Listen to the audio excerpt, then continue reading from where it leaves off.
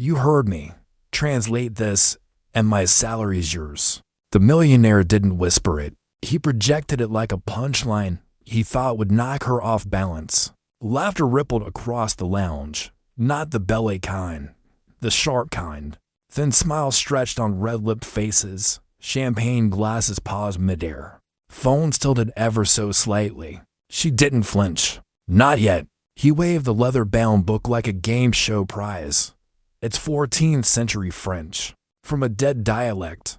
I'll Venmo you 6 figures right now if you get even close.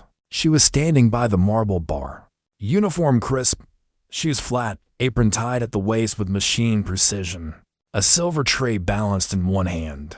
The only thing out of place in this penthouse birthday party was her. But he wanted to make sure she knew that.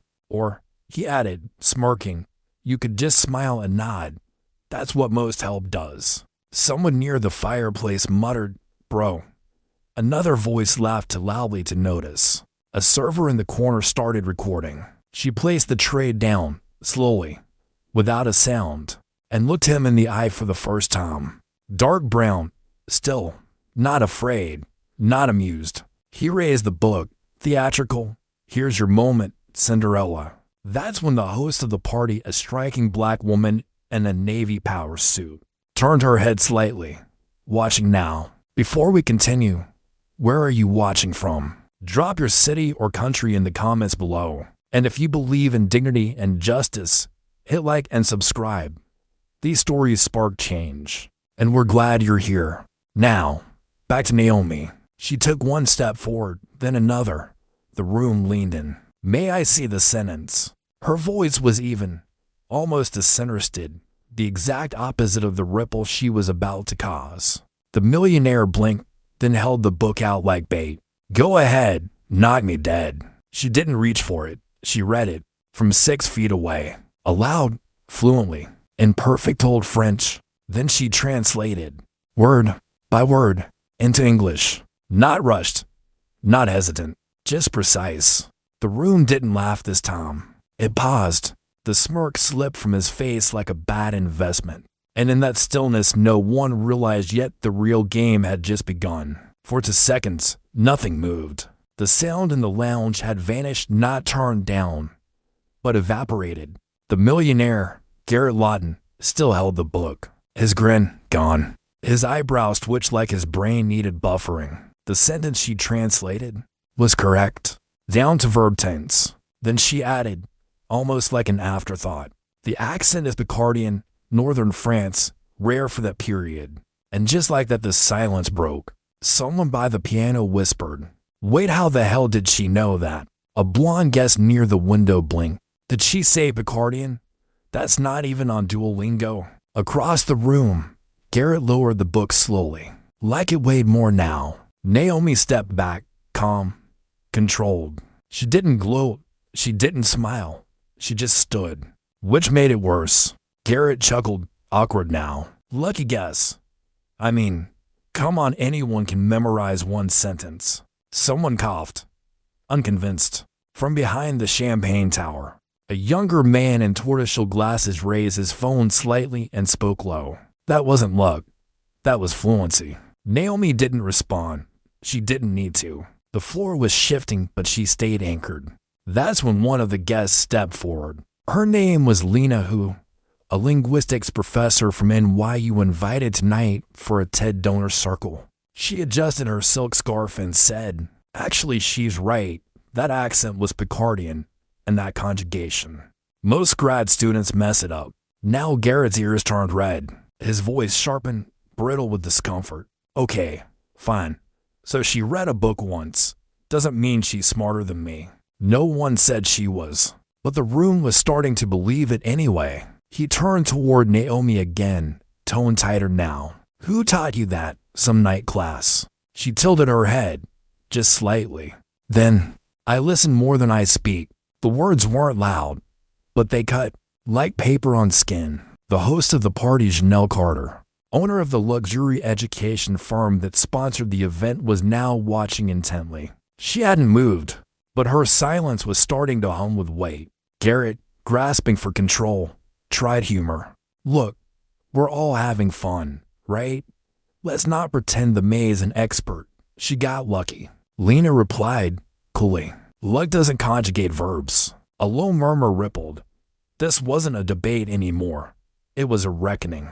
Naomi's hands remained still at her sides. From the bar, a younger staffer whispered, "Why is she just standing there?" Someone answered, "Because she already won." And in that moment, as Garrett tried to wave it off with a smirk that didn't reach his eyes, Naomi bent down slowly and picked up the tray she had set aside. She turned toward the back hallway, where catering staff moved in and out. But just before disappearing behind the service curtain, she paused, looked back, met Garrett's eyes and said, "You offered your salary for knowledge. You thought it was a joke.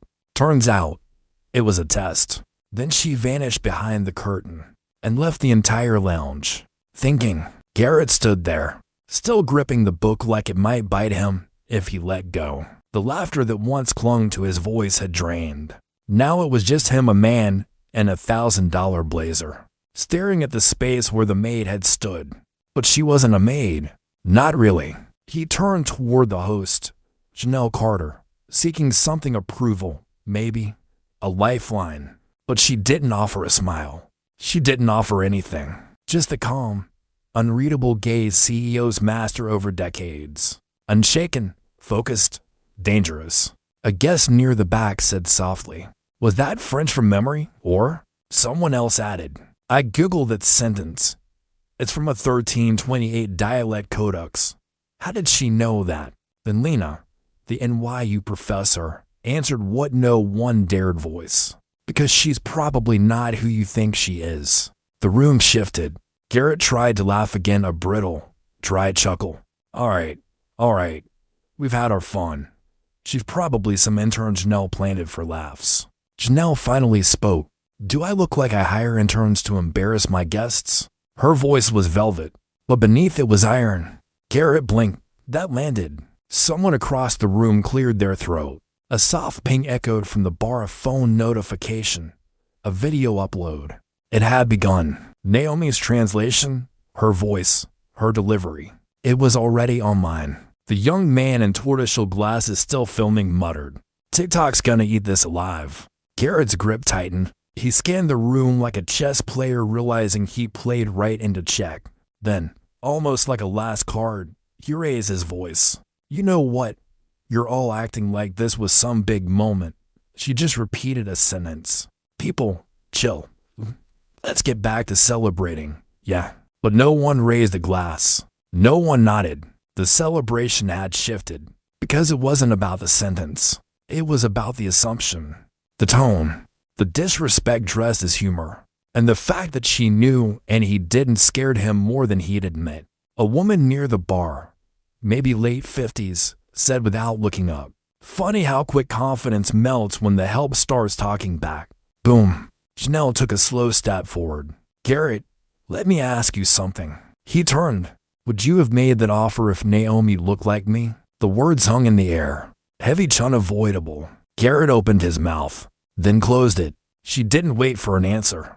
She didn't need one. Behind her, a waiter brought out the birthday cake, but the sparkles had fizzled. No one clapped. No one sang. Because somewhere in between the challenge and the translation, the power in the room had changed hands. And Garrett Lawton, millionaire, keynote speaker, self-declared mentor, was starting to feel what he feared most. Irrelevant. Naomi wasn't in the room anymore, but her presence was. It lingered like the scent of something expensive, the kind you notice only after it's gone. Garrett shifted in his stance, straightening his sleeves like the wrinkle was what went wrong. "You all are really making this a thing," he mumbled, trying to reset the tone. But the tone wasn't his to set anymore. Janelle turned slightly, addressing the room now. "For those of you just joining us," a nod to the staff, to the guests pulling out phones, "you witnessed a moment of misjudgment. Let's not pretend we didn't." A few people nodded, others looked down. Garrett scoffed under his breath. "We're seriously doing this?" Janelle didn't flinch. "What we're doing is correcting the record, starting with her name." She raised her voice just enough to command the room. "Her name is Naomi Carter. My cousin, magna cum laude from Yale, master's in comparative linguistics from Oxford, 6 languages, consultant to 3 UN cultural panels, and this month, she's embedded in our hospitality program for a field audit. The words fell like gavel strikes. Someone gasped. Another whispered, Carter, as in Janelle Carter. Garrett didn't hide his frown now. Wait, what? That's your family. Janelle turned back to him. Did you ask her name before offering your salary? His jaw worked. No sound came. No. You offered money to someone you assumed couldn't possibly meet your challenge because of the uniform. The skin, the role. He folded his arms. I didn't mean anything by it. Lena, the linguistics professor, stepped in. That's the problem, Mr. Lawton. You meant nothing, and she carried everything. A few claps sounded near the bar. Light, but real. Garrett took a step back. Okay, we've all had our say. Let's move on. I've got a speech slot later anyway. Janelle looked at him long and flat. You did. A pause. But not anymore. His head tilted. Excuse me. You're off the schedule. The board has agreed. Effective immediately. Gasps. Again. Phones captured every breath now. Garrett tried to keep his voice level, but the edge leaked through. Because of one joke, Janelle replied. Because of one mindset, and what it revealed. There it was. Finally irrefutable. Garrett stared for a beat too, then turned sharply, muttering something under his breath as he stormed toward the elevators. The room didn't stop him. No one did. But just as the doors began to close, a staffer, the same one who'd filmed Naomi earlier, called out, Sir, should we Venmo her your salary? The room exploded. Laughter, real this time. But not at Naomi. Never at Naomi. And just like that, the mood reset. From the far hallway, Naomi re-entered. Changed. No longer in uniform. Hair down. Tailored suit. Simple, elegant statement. She walked back and like the floor had been waiting for her to return. And someone whispered barely above air. She's not a maid. No, she never was. The room hadn't breathed in minutes. Naomi stepped back into the lounge like she had never left. Except now, she wasn't holding a tray. She held posture, stillness, command. A navy suit minimalist, coat-like intention. Pearl earring, flat shoes, bare makeup. But she glowed like someone who'd outgrown being underestimated. The silence didn't ask for her presence. It needed it. Lena, who adjusted her scarf again, not out of nervousness but reverence. I thought I recognized her face. She spoke at the UN language conference last year. A keynote on endangered dialects. Someone at the bar nearly dropped their glass. The pieces clicked too fast for the guests to catch up. Naomi wasn't trying to prove anything. She never was. She stopped near the same spot she'd stood before, right beside the tray she'd set down earlier. Didn't pick it up. Didn't look at it. Instead, she looked around, one by one. Not to shame, but to remind. You saw me, but you didn't see me. Janelle's voice came next. Naomi Carter has been embedded in our guest experience program as an internal evaluator. Anonymous. Objective. Until now. Gasps again. We ask our leadership candidates to spend 30 days inside every level of the system, to feel what others feel, see what power does when it thinks no one's watching. Naomi smiled, gently. Turns out, power speaks loudest when it assumes no one's listening. Someone whispered near the back, she was studying us. Exactly. The same millionaire who had tried to reduce her to a uniform was now watching the uniform walk past him like fog, and he was gone.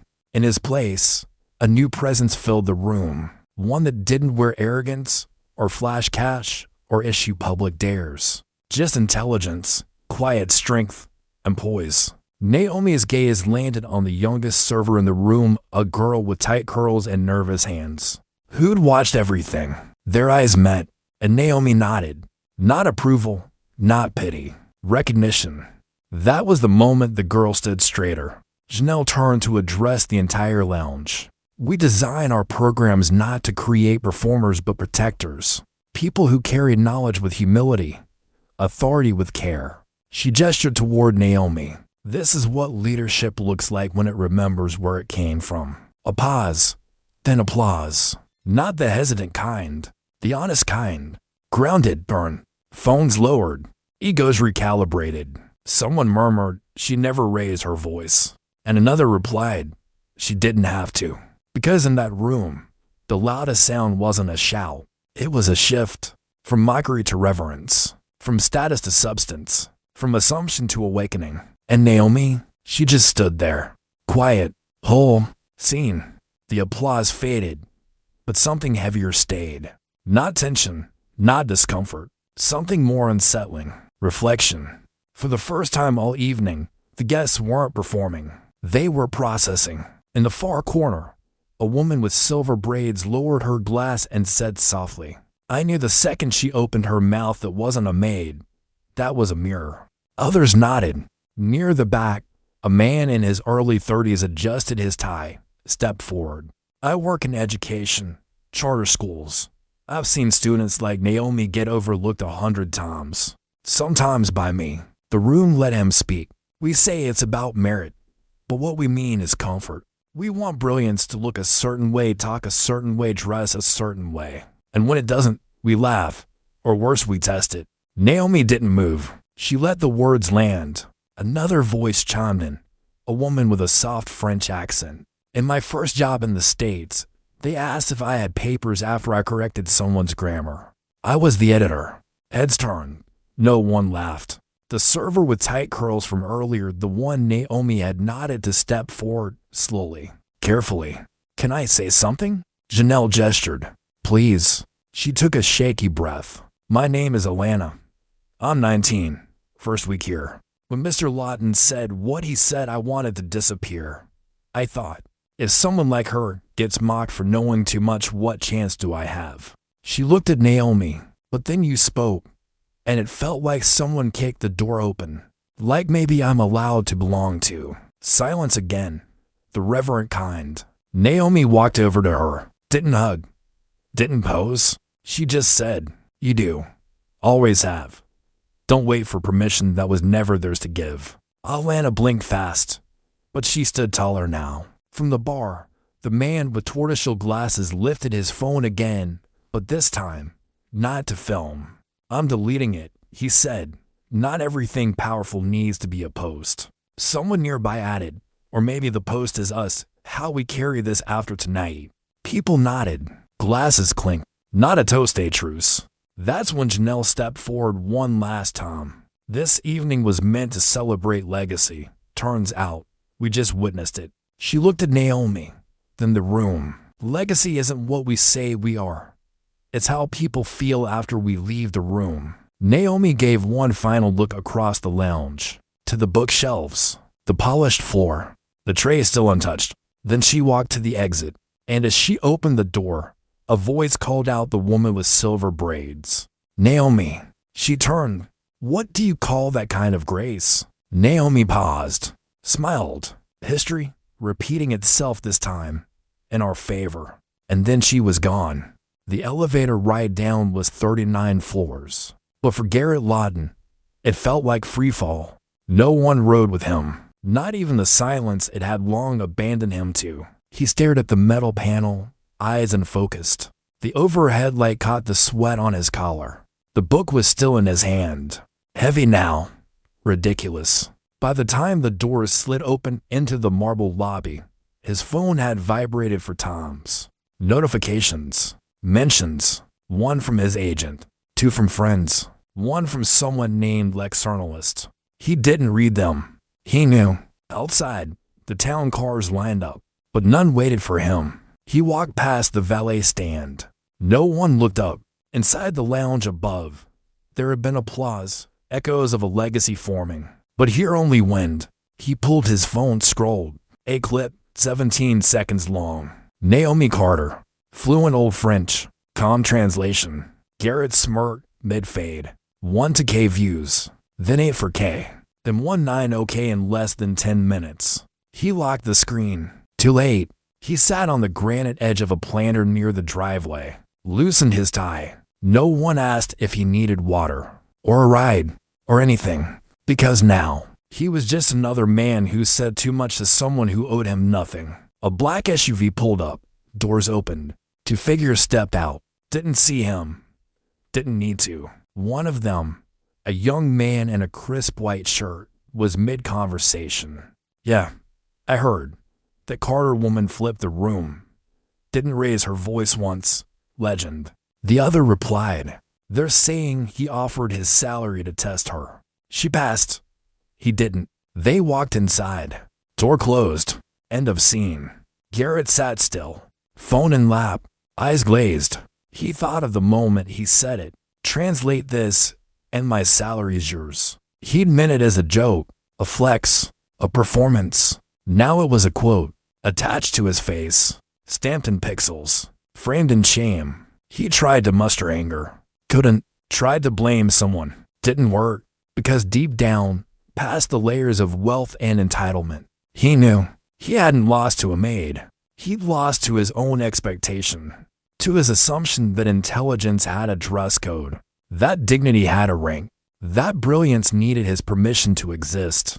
And now, for the first time in years, Garrett Lawton had nothing to say, not even to himself. Because when the room goes quiet, and you're the only one left to explain what happened, you learn that silence isn't empty. It's earned. The clip didn't stay at 19 By midnight, it had crossed 500,000. Not because Naomi was loud, not because Garrett was famous, but because everyone had seen someone like Naomi before and watched them get dismissed. But this time, she didn't flinch. And that made people remember. On university campuses, it sparked debate. Why don't we teach black linguistic scholars the way we glorify white polyglots? On Twitter or X, or whatever it's called now, threads bloomed. When was the first time you were spoken down to for being smart in the wrong body? Name a time someone doubted your credentials based on your shoes, skin, or silence. The answers flooded in. Lagos, Detroit, Manila, Brighton, Atlanta. The comments weren't rage. They were recognition. Because the pain wasn't rare. It was just rarely caught on camera with a smile as calm as Naomi's. And within 48 hours, the ripple reached the institutions. Garrett Lawton's profile was quietly pulled from 2 event rosters. A keynote he was scheduled to give replaced. Guess by who? Naomi Carter. Not as a viral figure, but under her real title, Dr. Naomi Carter, Linguistic Systems Advisor, Global Languages Equity Initiative. The resume hit harder than the clip. It made people pause not for drama, but for reckoning. How many times had someone like her walked into a room and been asked if they belonged? How many brilliance bearers were still carrying trays instead of microphones? And now, the ones who used to stay silent started to speak. Alana, the 19-year-old staffer from the lounge, posted her own clip. Just her face, simple caption. "I watched her stand still and change a room. Now I know why stillness matters." It went viral too. Other staffers at Carter Global began sharing stories under the hashtag #StandLikeANaomi. Not to idolize, but to interrupt the lie that silence means submission. At Carter Global HQ, Chanel sat with her senior team. "We didn't stage this. We didn't plan it." She looked out the window, but the world saw what happens when we stop correcting people and start confronting systems. Then, to her assistant, schedule a listening summit, no panels. Just voices. All levels. A pause. And Naomi chairs it. That night, Naomi received an email. Subject: Keynote Reinstatement Request Atlantic Conference. She smiled. Didn't open it. Not yet. Instead, she sat on her small balcony, tea in hand. Quiet city sounds below. Calm above. She wasn't reading messages. Wasn't tracking views. She was remembering. That first time, she got mistaken for staff not as an experiment, but as a freshman at Yale. That time, a man offered her $20 at a hotel entrance. That professor who said, "Impressive for someone from your background." And how she'd never yelled, never screamed. She just kept translating not just words, but truth, from invisible to undeniable. That's what the ripple really was. Not viral, vital. And it was only beginning. 3 days later, Cambridge, Massachusetts. A low drizzle tapped the windows of Langley Hall, home to Harvard School of Linguistics and World Heritage. Naomi walked its halls again, not as a guest, not as a student, but as herself. Dr. Naomi Carter, invited keynote, first black woman to chair the Interlingual Preservation Roundtable. But that's not why she came early.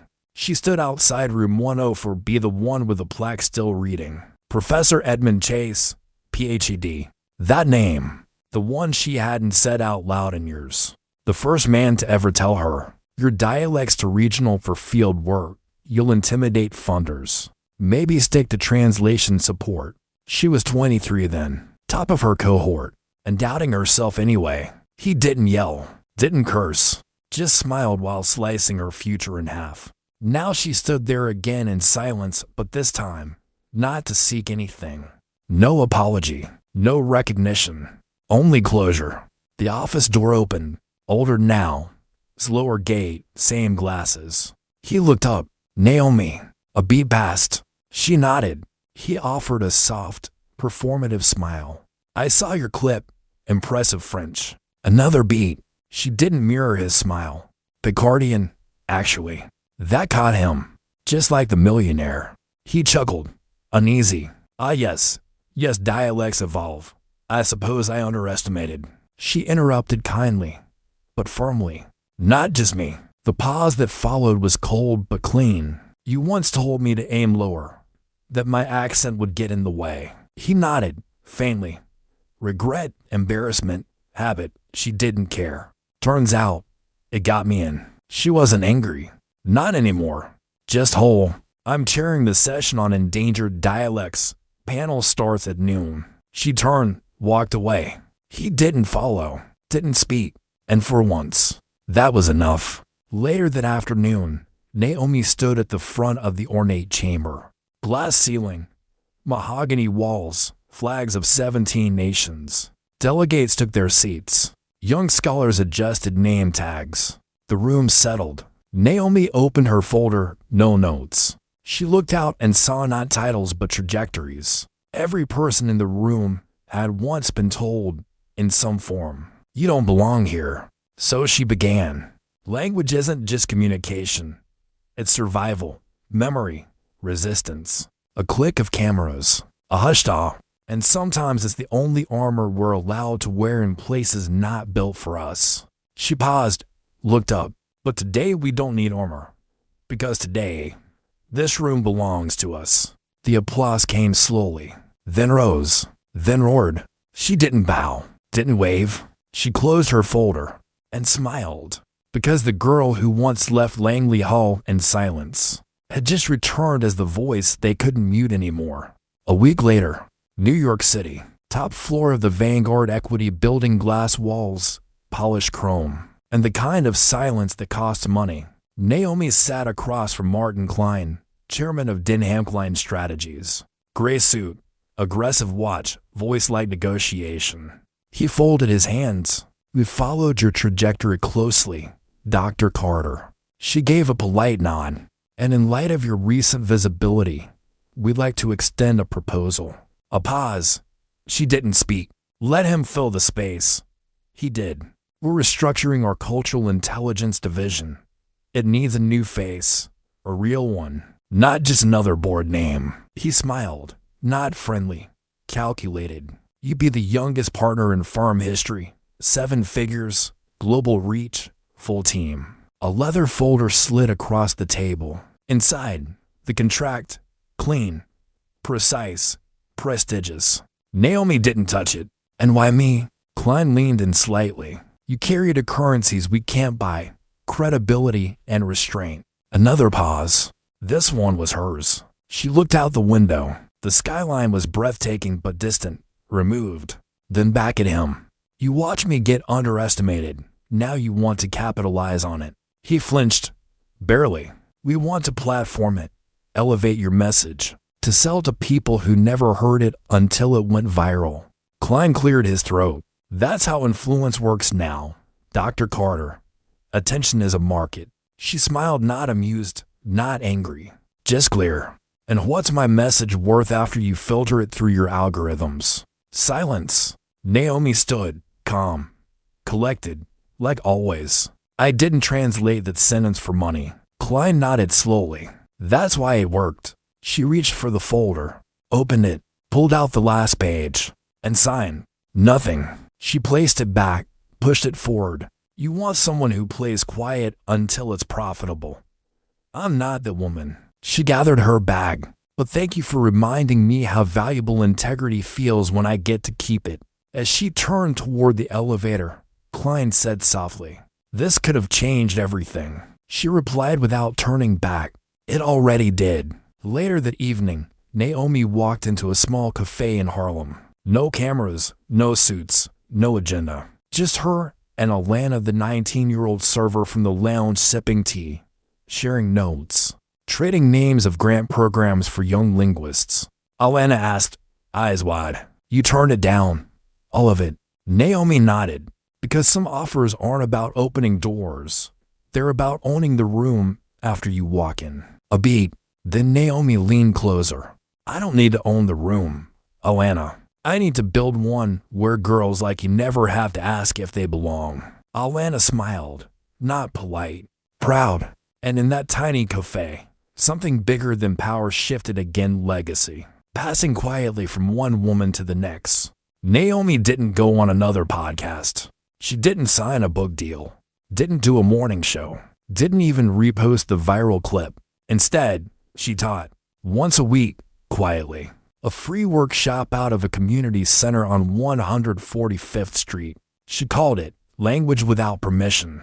No branding, no sponsors, just folding chairs, coffee in styrofoam cups, and minds that had been told they were too much or not enough. And yet, somehow the room kept filling. Alana came every Tuesday. So did a retired librarian, a barista from Queens, a Ghanaian nurse, a Dominican taxi driver, a shy 13-year-old with a notebook full of made-up languages. Naomi never lectured. She listened, and the listening changed people. But she wasn't the only one planting seeds. Lena Hu, the linguistics professor from NYU, launched a new initiative. Field backwards or reverse mentorship, where scholars learn first from the communities whose languages they studied. She gave credit to Naomi in her first interview. She reminded us that knowledge doesn't need rescue, it needs respect. Alana, still working nights, applied for a cultural fellowship Naomi quietly recommended. She got it, first in her family, first in her block, first time. She believed first could mean not the last.